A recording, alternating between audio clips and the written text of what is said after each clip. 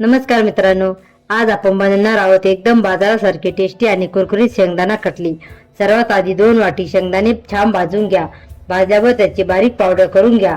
आता त्यात अर्धी घाला। मिक्सर मध्ये व्यवस्थित बारीक फिरवण्यासाठी 2-2 चमचे मिल्क पावडर घाला आणि सगळं छान बारीक करून घ्या। यानंतर चाळणीतून चाळून घ्या म्हणजे अगदी मऊ आणि छान स्ट्रक्चर मिळेल। आता पाक तयार करून घ्या। वाटी साखर आणि अर्धी वाटी पाणी घाला। साखर पूर्ण विरघळेपर्यंत हलवत राहा। नंतर त्यात वेलची पावडर घाला। आता तयार केलेली शेंगदाण्याची पावडर आणि थोडी थोडी घाला आणि सतत एका दिशेने हलवत राहा।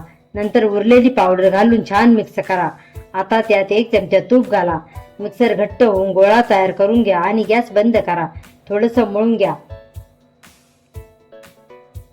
बटर पेपर नसल्यामुळे आपण प्लास्टिकवर हलकेसं तूप लावून त्यावर मिश्रण पसरूया। आता लाटण्याने पातळ लाटून घ्या आणि डायमंड शेप मध्ये कापून घ्या। एकदम मस्त तोंडाला विरघळणारी आणि बाजारालाही टक्कर देणारी शेंगदाणा कटली तयार।